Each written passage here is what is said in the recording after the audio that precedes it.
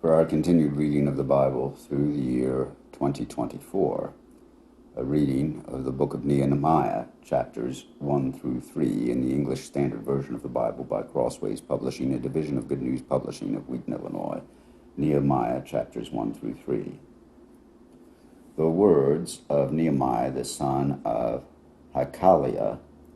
Now it happened in the month of Chislev, in the 20th year, as I was in Susa the citadel, that Hanani, one of my brothers, came with certain men from Judah. And I asked them concerning the Jews who escaped, who had survived the exile, and concerning Jerusalem. And they said to me, the remnant there in the province who had survived the exile is in great trouble and shame. The wall of Jerusalem is broken down, and its gates are destroyed by fire. As soon as I heard these words, I sat down and wept and mourned for days. And I continued fasting and praying before the God of heaven, and I said, O Lord God of heaven, the great and awesome God who keeps covenant and steadfast love with those who love him and keep his commandments, let your ear be attentive and your eyes open to hear the prayer of your servant that I now pray before you day and night for the people of Israel, your servants, confessing the sins of the people of Israel, which we have sinned against you. Even I and my father's house have sinned. We have acted very corruptly against you and have not kept the commandments, the statutes, and the rules that you commanded your servant Moses. Remember the word that you commanded your servant Moses, saying, if you are unfaithful, I will scatter you among the peoples. But if you return to me and keep my commandments and do them, though your outcasts are in the utmost parts of heaven, from there I will gather them and bring them to the place that I have chosen to make my name dwell there. They are your servants and your people, whom you have redeemed by your great power and your strong hand. O Lord, let your ear be attentive to the prayer of your servant and to the prayer of your servants who delight to fear your name, and give success to your servant today, and grant him mercy in the sight of this man. Now I was cupbearer to the king. In the month of Nisan, in the 20th year of King Artaxerxes, when wine was before him, I took up the wine and gave it to the king. Now I had not been sad in his presence. And the king said to me, why is your face sad, seeing you are not sick? This is nothing but sadness of the heart. Then I was very much afraid. I said to the king, let the king live forever. Why should not my face be sad when the city of the place of my father's graves lies in ruins and its gates have been destroyed by fire? Then the king said to me, what are you requesting? So I prayed to the God of heaven, and I said to the king, if it pleases the king, and if your servant has found favor in your sight, that you send me to Judah, to the city of my father's graves, that I may rebuild it. And the king said to me, the queen sitting beside him, how long will you be gone, and when will you return? So it pleased the king to send me when I had given him a time.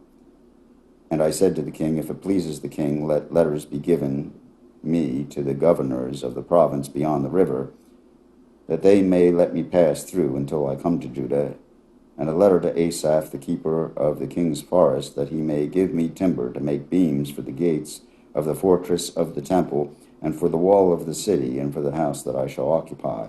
And the king granted me what I asked, for the good hand of my God was upon me.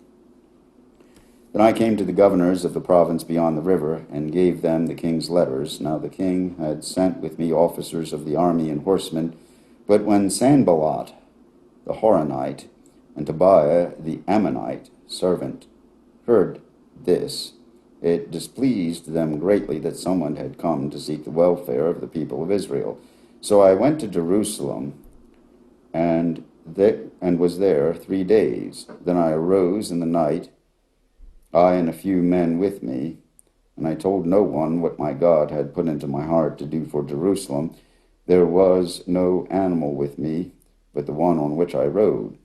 I went out by night by the valley gate to the Dragon Spring and to the Dung Gate, and I inspected the walls of Jerusalem that were broken down and its gates that had been destroyed by fire. Then I went to the fountain gate and to the king's pool, but there was no room for the animal that was under me to pass. Then I went up in the night by the valley and inspected the wall, and I turned back and entered by the valley gate, and so returned. And the officials did not know where I had gone or what I was doing. I had not yet told the Jews, the priests, the nobles, the officials, and the rest who were to do the work. Then I said to them, "You see the trouble we are in, how Jerusalem lies in ruins with its gates burned. Come, let us build the wall of Jerusalem, that we may no longer suffer derision." And I had told them of the hand of my God that had been upon me for good, and also of the words that the king had spoken to me. And they said, "Let us rise up and build." So they strengthened their hands for the good work. But when Sanballat the Horonite, and Tobiah the Ammonite servant, and Geshem the Arab heard of it, they jeered at us and despised us, and said, "What is this thing that you are doing? Are you rebelling against the king?" Then I replied to them, "The God of heaven will make us prosper, and we his servants will arise and build. But you have no portion or right or claim in Jerusalem."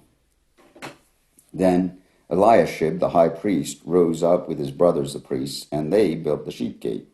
They consecrated it and set its doors. They consecrated it as far as the Tower of the 100, as far as the Tower of Hananel.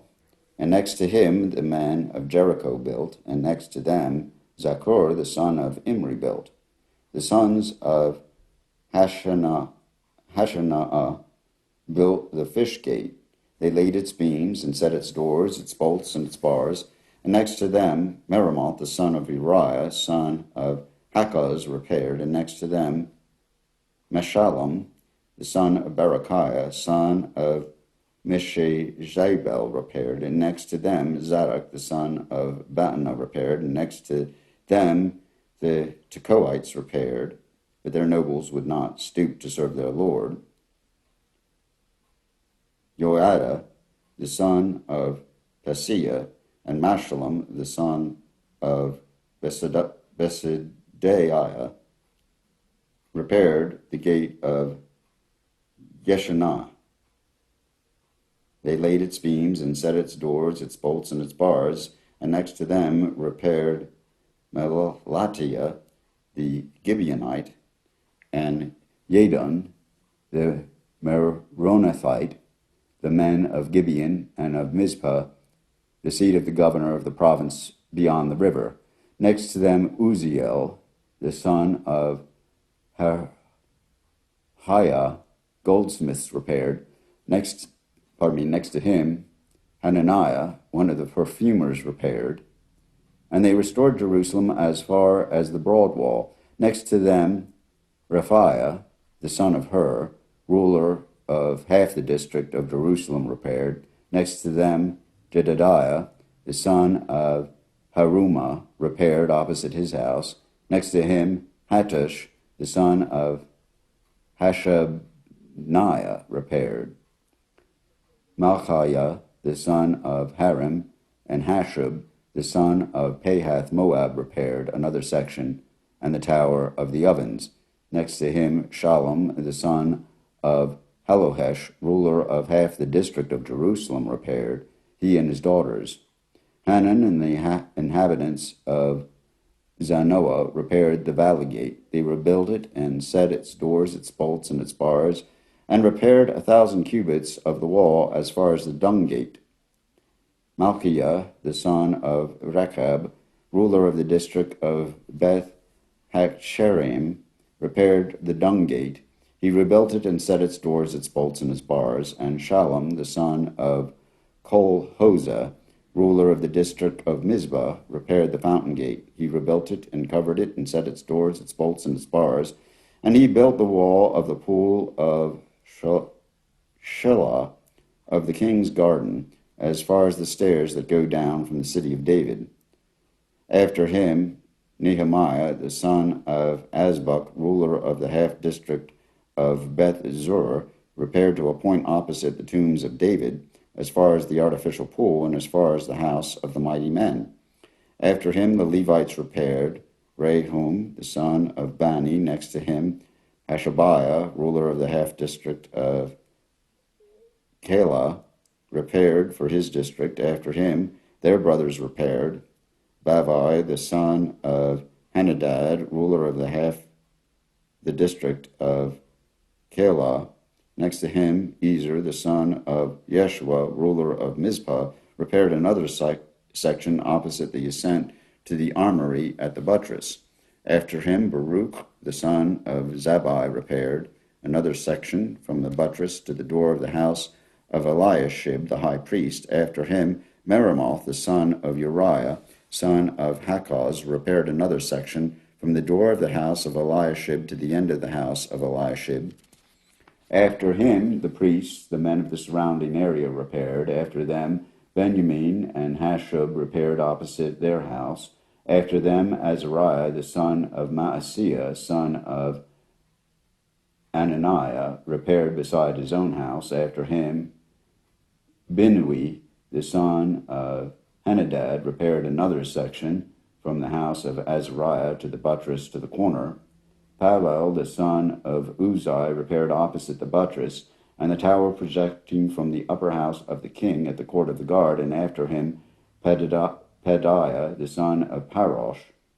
And the temple servants living on Ophel repaired to a point opposite the water gate on the east, and the projecting tower. After him the Tekoites repaired another section opposite the great projecting tower as far as the wall of Ophel. Above the horse gate the priests repaired, each one opposite his own house. After them Zadok the son of Immer repaired opposite his own house.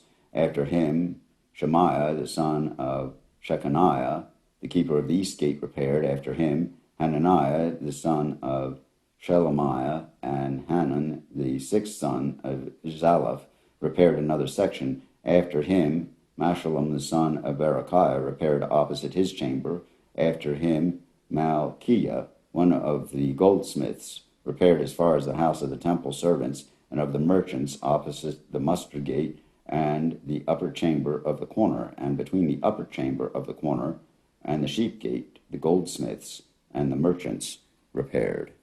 Here ends Nehemiah, chapters 1 through 3 in the English Standard Version of the Bible by Crossways Publishing, a division of Good News Publishing of Wheaton, Illinois.